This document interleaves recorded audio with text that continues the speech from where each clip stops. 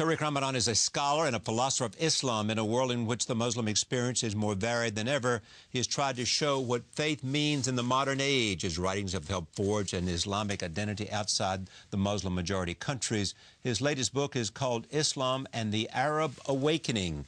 It asks the question, what will Islamic democracy look like? Ramadan calls for a return to traditional Islamic values seen through critical eyes. I am pleased to have him back on this program. Welcome. Thank you. Thank you for Why do you use the term Arab Awakening rather than, say, Arab Spring?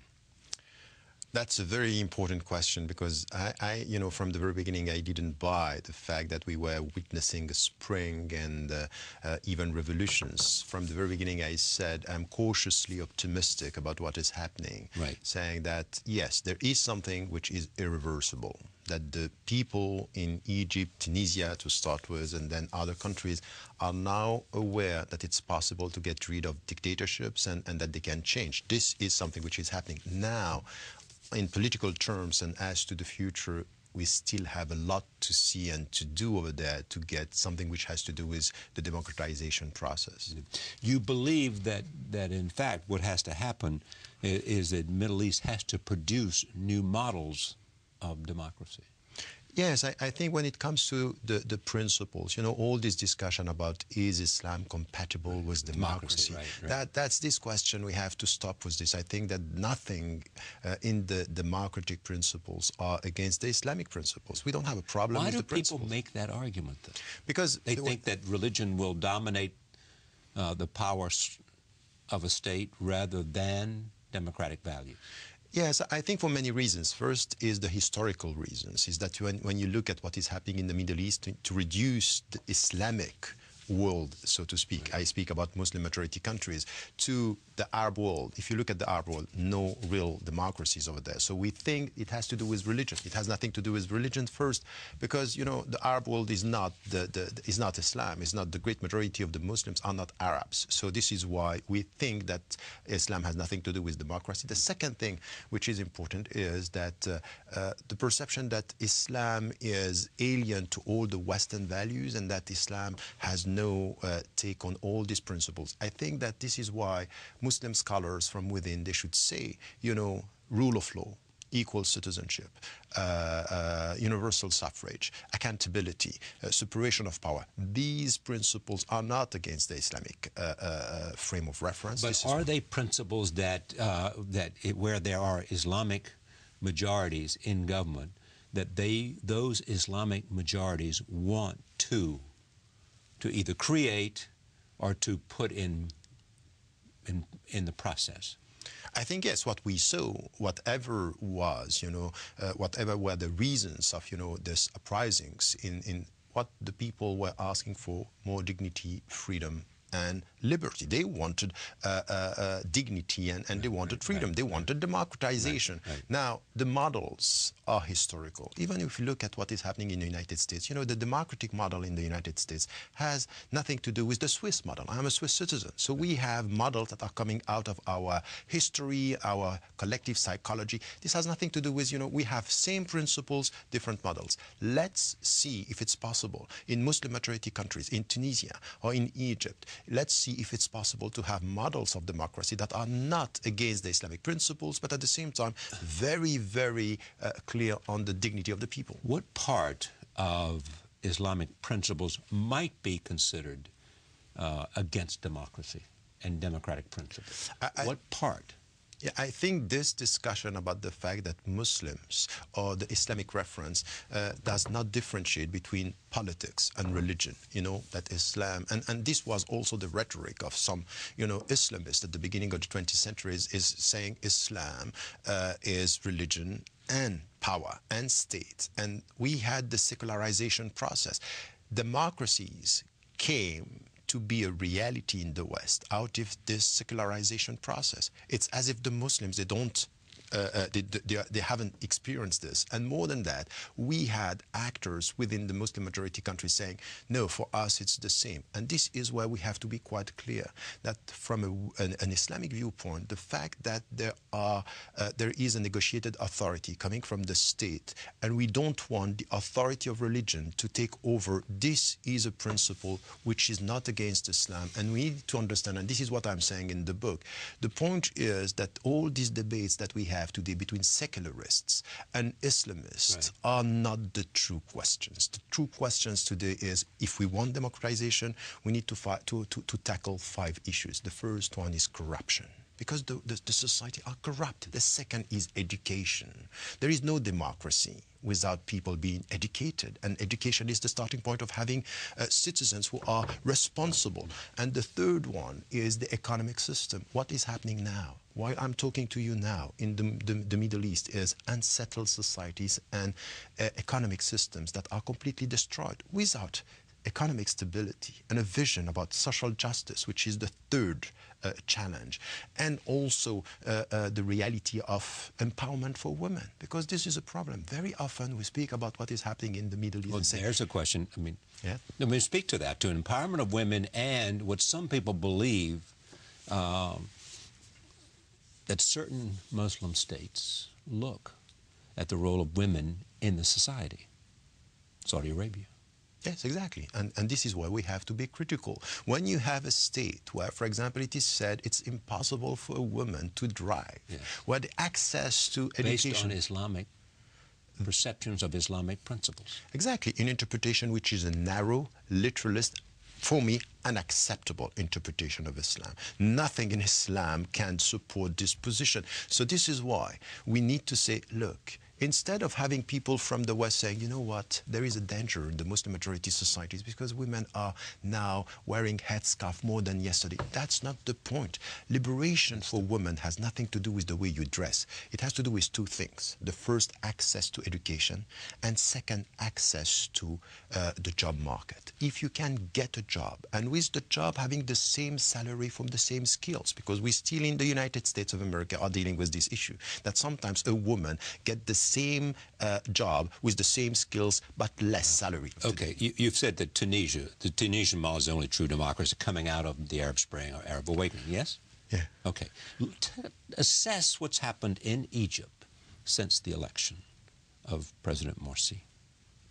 No, what's happened? No, I think that this is where I was cautiously optimistic by saying, look, the forces now still, I'm not at all optimistic, even, by the way, even with what is happening now in Tunisia.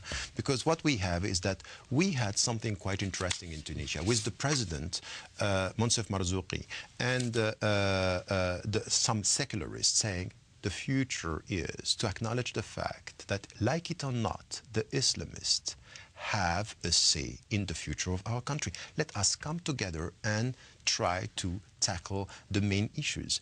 Up to now, they were not able to find an agreement, not because of them, because sometimes what we have is other trends, very, very narrow secularist trends that are saying, if you refer to religion, you are backward. At the same time, we also have Salafist. And there is something which is happening in the Muslim majority countries now, is a new type of Salafi. Yesterday, they were not involved in politics. I want to talk about that, so since you're there, explain to me and to my audience what Salafists are and how they're different from other Islamist. Yes, Salafi is a loaded term. At the beginning, in the Islamic tradition, Salafi means to come back to the first 3 generations of Muslims. It was a positive concept, saying we come back, some were saying, to the literalist understanding and others to the creativity of the origin. Today, we have many types of Salafi. We have literalists. You were talking before about Saudi Arabia. They don't call themselves Wahhabi. They call themselves Salafi. It's literalists. So they come to the text and they want to implement the text. But Wahhabi and Salafist are not the same. No, in fact, the Wahhabi that we are talking about are Salafi, in fact. Yeah, exactly. So the point is that they are literalists. They are the same, but it's a question of definition of... Exactly, the term that we are using. And the second thing is that what we had over the last 15 years is a new type of Salafi. Remember in Egypt, they were saying, we are not involved in politics. Few months before the election, they started changing the Salafi, saying we can be involved. So now we have a type of Salafi involved in politics. And they are literalists. Hizb Nur, the party of light, as they call themselves, are now being involved. And we think it's the same. The Muslim Brotherhood or Nahda in Tunisia are the same as the Salafi. They are not. Tell me what Salafists in Egypt want, because they did okay at the election. Yes, they did 23%. 20, exactly. Right. Yes. So what they want is two things. First, the constitution, the only reference should be to a Sharia. So Sharia law. Exactly, Sharia law. This is, and second, an Islamic state was something which is based only on Islam, which is the exclusive. Okay. Do you agree reference. with that, and do you find fault with that? I think it's completely wrong. This is a perception and a reading of Islam, which is a narrow one, literalist, and I think that they are using the democratic system to come to say to all the people, we are the only true Islamic reference. And this is a literalist trend, and this is why I'm saying to the Muslim conscience today, if we don't tackle this issue, if we are not clear about the fact that the literalist reading of our scriptural sources is wrong, that we need a new type of understanding of the text, clear as to the principles of our text. We are faithful to the text, but open and critical and understanding the challenges of our time. One of the challenges is women, as we said, is the job market. Right. But some have argued this debate. There are many people who've argued, even during the midst of the Iraqi war and all the things that have transpired after that took place, and have argued that the debate, and even before the Iraqi war, there's something that had nothing to do with the Iraqi war, what happened in 9/11, that the debate ought to be within Islam, that's where the debate ought to be between Salafists and a point of view that you're recommending, and that debate has never really taken place. I think it's true. We need an internal debate among scholars. You know, when I was talking about, for example, implementing the penal code, I was saying to the Muslims, stop. We now have to stop implementing and open an internal debate among scholars, among politicals, and intellectuals. But at the end of the day, every civilization, every society needs an internal debate. If you are Democrats in the United States, we better open a debate about democracy in this society when it comes to the African American, when it comes to the people, the Latinos, every society. So the Muslims are not alien, or they are not an exception. You could argue that in America you just saw the power of the Latino vote. That's fine, and I think I'm not saying that democratic and demographic change is reflected, in a sense of where they have so fully participated that they have power. They have power, but not always the same rights. So the debate is still open. And in the Muslim majority countries, as you said, and I think this is very important, we need this debate. We need an internal debate. And I'm saying, and this is from where I am, I wrote a book a few years ago saying, you know what, the experience of the Western Muslims will have a tremendous impact on the Muslim majority countries. Why? Because I can talk. Because I can talk with you. Because I have this critical debate, and I can come and say, look, what we are experiencing in the West are at the forefront of new challenges. When I'm talking today, for example, about an Islamic applied ethics, when it comes to politics, to economy, to environment, these debates now coming from the West, when I go back to Muslim majority countries, I'm heard. I'm heard. Why? Because I'm trying. So in Egypt, you can speak your mind and have a debate with. Not yet. I didn't go yet. I will go because I was banned from the country for 60 years. I was banned from Tunisia. In Tunisia, I went, and I was in the middle. You're still banned from. They haven't. No, so far, I don't have a clear answer coming from. That's the point, because my record was with the army, and what I said in this book. Wait, I don't understand this. Why don't the Egyptians now, in which the Muslim Brotherhood is in charge of the government? Yeah. Why don't they let you in? No, they don't. They say, from the beginning, even under Mubarak, they were saying you can't come in. My problem is not with the civil state and the president or the new president. It's with the army. And as you know, up to now, the army is still very powerful in Egypt. I wrote it in the book saying, be careful. All what is said is that it might be that what we are experiencing now, it's a new positioning of the Egyptian army within a civil state after Mubarak. And I'm still waiting to see how it is going to be in the near future. Would you like to see happen in Egypt what happened in Turkey with respect to the army? Of course. The idea of putting them back in the barracks. Exactly. You know. I think that this is the only way, and this is why, for example, Erdogan and his current administration, they were quite smart with the European Union to push through the European Union the army by saying, we are not going to be true democracy if you still have this power within the country.